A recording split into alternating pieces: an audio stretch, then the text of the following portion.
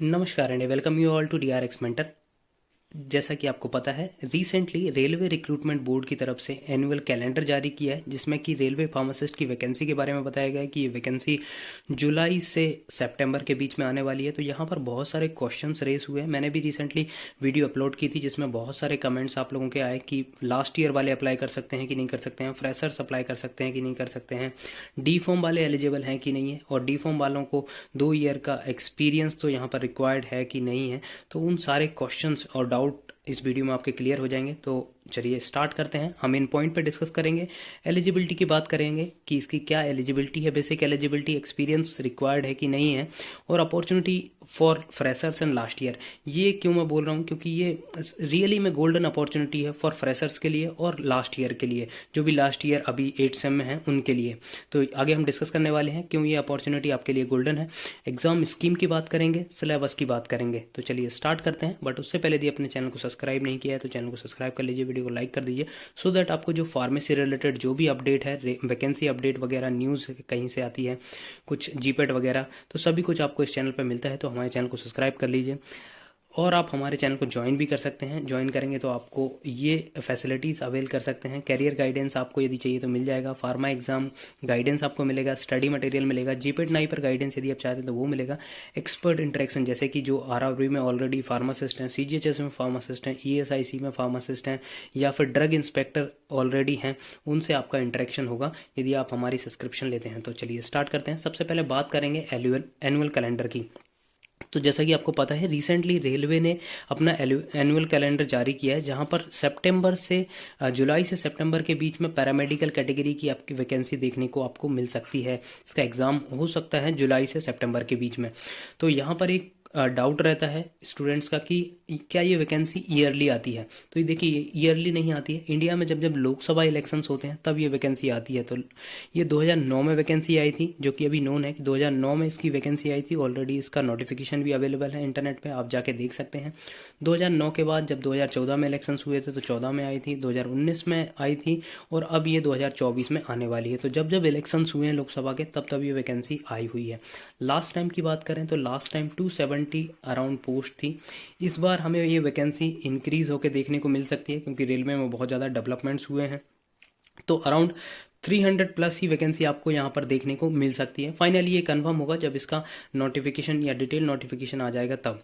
ठीक है, तो डिस्कस करते हैं इसके एलिजिबिलिटी के बारे में। तो ऑल अभी तक डिटेल नोटिफिकेशन आया नहीं है, तो on the basis of previous notification 2000 notification में ये मेंशन है, तो उसके बेसिस पे मैं आपको बता रहा हूँ। 2019 में एक्चुअली जो एलिजिबिलिटी थी वो यहाँ पर आप देख सकते हैं। 10+2 in science it's equivalent with diploma in pharmacy from a recognised institute and registered as a pharmacist under pharmacy act. तो आपके पास 12th होनी चाहिए, डिप्लोमा इन फार्मेसी होनी चाहिए, प्लस आप रजिस्टर्ड फार्मासिस्ट होना चाहिए। और करके है bachelor's degree in pharmacy from a recognised university और equivalent and registered as a pharmacist under the pharmacy act 1948। तो देखिए, यहाँ पर आपके पास 12th विथ साइंस होनी चाहिए। तो यहाँ पर क्लियर है, क्योंकि एक कंफ्यूजन वो भी आता है जो पीसीएम से होते हैं। तो कई कई वैकेंसी होती है जहां पर पीसीएम को एलिजिबल नहीं किया जाता है। जैसे कि आप देखेंगे कि ईएसआईसी और एम्स वगैरह में आया था, वहां पर पीसीएम का ओनली पीसीबी कर दिया था। वहाँ फिजिक्स केमिस्ट्री बायोलॉजी से जिनकी 12th है, plus D pharm B pharm वालों को एलिजिबल किया था। तो यहाँ पर ऐसा कोई भी कन्फ्यूजन नहीं है। 12th विथ साइंस आपके पास होनी चाहिए, प्लस आपके पास या तो बी फॉर्म होना चाहिए या डी फॉर्म होना चाहिए। जैसा कि अभी रिसेंटली डीएसएसबी में किया है कि वहाँ डी फॉर्म को अलग ही कर दिया है, सिर्फ बी फॉर्म मेंशन है, वहाँ पर इक्विवेलेंट लिख दिया है। तो अब जब 13 फरवरी को फॉर्म आएंगे तब कंफर्म हो पाएगा कि डी फॉर्म वाले फॉर्म फिलअप कर सकते हैं कि नहीं कर सकते। बट यहाँ पर क्लियरली मेंशन है कि डी फॉर्म और बी फॉर्म दोनों ही एलिजिबल हैं। आपके पास पीसीआई रजिस्ट्रेशन होना चाहिए। एक्सपीरियंस यहाँ पे नहीं मांगा गया किसी भी तरह का, आप यहाँ पे देख सकते हैं। जैसे एसएससी वगैरह में होता है, वहाँ पर यदि आप डी फॉर्म है तो प्लस आपके पास 2 साल का एक्सपीरियंस होना चाहिए फार्मासिस्ट का। ठीक है, वो भी पर्टिकुलर बेड वगैरह जो हॉस्पिटल होते हैं, जैसे 50 बेड वगैरह, उस टाइप का एक्सपीरियंस आपसे मांगा जाता है। एज की बात करें तो एज यहाँ पर होती है मिनिमम 20 होती है और मैक्सिमम 35 होती है। जैसे कि यूआर के केस में बात करें तो ये 30 होती है, ओबीसी के केस में ये होती है 33, एंड एससी एंड एसटी के केस में होती है 35। तो बट एक्चुअली क्या होता है, ये 2019 का नोटिफिकेशन है। अब जब 2024 का नोटिफिकेशन आएगा तो अब देखना होगा कि उसमें कौन कौन से अमेंडमेंट हमको देखने को मिल सकते हैं, क्योंकि सिमिलरली डीएसएसबी में हमने देखा था कि वहाँ पर पहले का जो नोटिफिकेशन था वहाँ पर मैक्सिमम एज 30 थी, बट अभी जो रिसेंटली आया उसमें 27 कर दिया। तो यहाँ पर क्या अमेंडमेंट आते हैं ये देखेंगे जब डिटेल नोटिफिकेशन आएगा। तो बट 2019 के नोटिफिकेशन में मिनिमम जो है 20 है और मैक्सिमम 35 है। तो ये आई थिंक आपके डाउट क्लियर हो गए होंगे। यदि कोई आपको बचा हो तो आप कमेंट कर सकते हैं, वो मैं आपको एक्सप्लेन कर दूंगा, या फिर कुछ मैंने मिस कर दिया हो तो आप वो भी कमेंट कर सकते हैं, जिससे कि हम आगे उसको इम्प्रूव कर सकें। ठीक है, नेक्स्ट डिस्कस करते हैं यहाँ पर इसके एग्जाम पैटर्न के बारे में। तो एग्जाम पैटर्न यहाँ पर आप देख सकते हैं। तो टोटल जो आपके क्वेश्चन आते हैं वो आते हैं 100 और 100 मार्क्स के आते हैं। अब यहाँ पर आता है नॉन टेक और टेक दोनों ही। तो सबसे पहले बात करेंगे टेक, जहाँ पे टेक मतलब हो गया आपका बी फार्मा या फार्मा का जो सिलेबस होता है वो। तो फार्मा के आपके आते हैं 70 क्वेश्चन 70 नंबर के। ठीक है, आपके जो नॉन टेक आते हैं, मतलब आपका जो जैसे जनरल अवेयरनेस हो गया, जनरल अरिथमेटिक इंटेलिजेंस हो गया, रीजनिंग हो गया, जनरल साइंस हो गया, ये आते हैं आपके 10-10 क्वेश्चन आते हैं 10-10 मार्क्स के। तो टोटल आपके 70 मार्क्स का आता है फार्मा का और 30 मार्क्स का आता है नॉन टेक का। तो टोटल 100 क्वेश्चन आते हैं और 100 मार्क्स के रहते हैं। ठीक है, अब यहाँ पर दो प्रॉब्लम है। पहला तो है यहाँ पर नेगेटिव मार्किंग होती है। यहाँ पर आप देख सकते हैं each wrong answer 1/3 of the mark allotted for each question. तो आपका लगभग एक सही आंसर होगा तो 1 नंबर मिलेगा और गलत होगा तो 0.3 आपका नंबर यहाँ पर डिडक्ट हो जाएगा। ठीक है, तो आपको बहुत कॉशियसली यहाँ पर अटेम्प्ट करने पड़ेंगे। ऐसा नहीं होगा कि आप सारे के सारे क्वेश्चन यहाँ पर अटेम्प्ट कर दें। सेकंड यहाँ पर है कि आपको क्वालिफाइंग मार्क्स हैं, कि आपको मिनिमम नंबर लाने पड़ेंगे तब आप इस एग्जाम में क्वालिफाई कर पाएंगे। तो यहाँ पर आप देख सकते हैं मिनिमम क्वालिफाइंग मार्क्स में लिखा हुआ है यूआर और ईडब्ल्यूएस। अनरिजर्व ईडब्ल्यूएस के लिए 40% मार्क्स होने चाहिए, मतलब 100 में से 40 मार्क्स आप जब लाएंगे तब क्वालिफाई होंगे। ओबीसी और एससी के केस में 30% मार्क्स, मतलब 100 में से 30 नंबर लाने पड़ेंगे। एसटी के केस में 25%, मतलब 100 में से 25 मार्क्स आपको लाना पड़ेगा, तब आप यहाँ पर क्वालिफाई करेंगे। जब क्वालिफाई कर लेंगे तब आपकी बनेगी मेरिट। मेरिट बनने के बाद आपको बुलाया जाएगा डॉक्यूमेंट वेरिफिकेशन के लिए। डॉक्यूमेंट वेरिफिकेशन में जब आप क्लियर हो जाते हैं फिर आपको बुलाया जाएगा मेडिकल एग्जामिनेशन के लिए। जब मेडिकल एग्जामिनेशन आपका क्लियर होता है तब जाके आपको पोस्टिंग मिलती है, पर्टिकुलर आपके जो भी जून वगैरह में आपने फिलअप किया है या फिर आपको पर्टिकुलर हॉस्पिटल में आपको अलॉट कर दिया जाता है।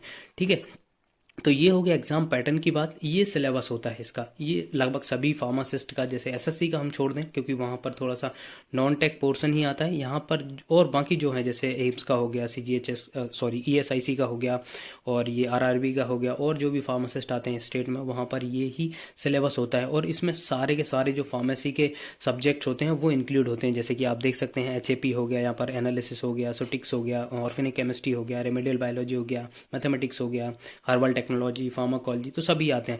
बट मैंने इसको सिंप्लीफाई करने के लिए दो मेजर पोर्शन में डिवाइड किया हुआ है, मेजर पोर्शन और माइनर पोर्शन।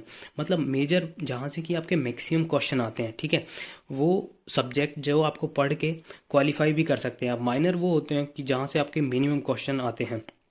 तो सबसे पहले आपको मेजर जो जहाँ से आपके क्वेश्चन आते हैं उन सब्जेक्ट पे फोकस करना है। तो आपके मेजर आपके सब्जेक्ट्स होते हैं फार्माकोलॉजी हो गया, एचएपी हो गया, फार्मास्यूटिक्स हो गया, फार्माकोग्नोसी हो गया, डिस्पेंसिंग फार्मेसी हो गया, ज्यूरिस्प्रूडेंस हो गया, मैनेजमेंट हो गया, माइक्रोबायोलॉजी हो गया, बायोकेमिस्ट्री हो गया, इनऑर्गेनिक केमिस्ट्री हो गया।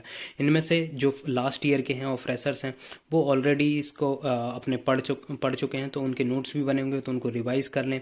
ठीक है, माइनर सब्जेक्ट जब आपके मेजर कंप्लीट हो जाए तब आप माइनर की ओर फोकस करें। आपको दोनों ही करना है, बट सबसे पहले आपको मेजर यहाँ पर कंप्लीट करना है तब आप माइनर की ओर जाएं। तो माइनर में ऑर्गेनिक केमिस्ट्री है, एनालिसिस हो गया, मेडिकेम हो गया, बायोटेक्नोलॉजी हो गया, बायोफार्मास्यूटिक्स हो गया, फार्मास्यूटिकल इंजीनियर हो गया, और जो बचे हुए सब्जेक्ट्स हैं वो आपको पढ़ने हैं, क्योंकि यहाँ से बहुत कम क्वेश्चन आते हैं, बट आप ऐसे छोड़ के नहीं जा सकते हैं, उनको आपको पढ़ना ही पड़ेगा। ठीक है, तो ये सिलेबस हो गया। और ऑलरेडी जो बुक्स हैं आपको पता है, नॉन फार्माकोलॉजी की केडीटी हो गई, एचएपी के लिए रोशन विल्सन आप वगैरह प्रेफर कर सकते हैं। तो मैंने ऑलरेडी वीडियो बना के रखी हुई है बुक्स के रिगार्डिंग में, मैं लिंक दे दूंगा, आप डिस्क्रिप्शन में जाके वहाँ से अपना ये वीडियो देख सकते हैं जहाँ पर मैंने बुक के बारे में मेंशन किया हुआ है। ठीक है, नेक्स्ट आपका नॉन टेक्निकल पोर्शन भी आता है। नॉन टेक्निकल पोर्शन आप कवर कर सकते हैं डिफरेंट यूट्यूब चैनल से। जैसे कि मैं जब प्रिपरेशन कर रहा था, सीजीएचएस एग्जाम कंडक्ट कराता था, तब मैंने सीजीएचएस के लिए डिफरेंट यूट्यूब चैनल सब्सक्राइब किए हुए थे। जैसे कि जनरल साइंस के लिए क्रेजी जी की ट्रिक करके है, वहाँ पर क्या है, ट्रिक बेस्ड सारे जो साइंस के क्वेश्चन हैं और आपके हिस्ट्री जियोग्राफी वगैरह हैं, तो वो सब वहाँ पर दिए हुए हैं, तो वो वहाँ से आप कंप्लीट कर सकते हैं। जनरल अवेयरनेस और जनरल नॉलेज के लिए आप सब्सक्राइब कर सकते हैं। नेक्स्ट एग्ज़ाम मैंने किया था, आप सब्सक्राइब करना चाहते हैं तो कर सकते हैं। नेक्स्ट एग्ज़ाम करके हैं जहाँ पर वो करंट अफेयर डेली का अपडेट करते हैं, तो वो वहाँ से आप कवर कर सकते हैं। या फिर आप कोई भी आपका जो अच्छा सा न्यूज़पेपर होता है उसको डेली आप पढ़ें और डेली एक कॉपी में उसके जो इंपॉर्टेंट न्यूज़ हैं वो लिखें, तब भी आपका जनरल अवेयरनेस करंट अफेयर आपका वहाँ से क्लियर हो जाएगा। मैथमेटिक्स और रीजनिंग के लिए आप जो भी पर्टिकुलर आपको चैनल अच्छा लगता है, क्योंकि बहुत सारे चैनल हैं जहाँ से भी आपको समझ में आता है वो आप सब्सक्राइब कर सकते हैं, वहाँ से आप देख सकते हैं। ठीक है।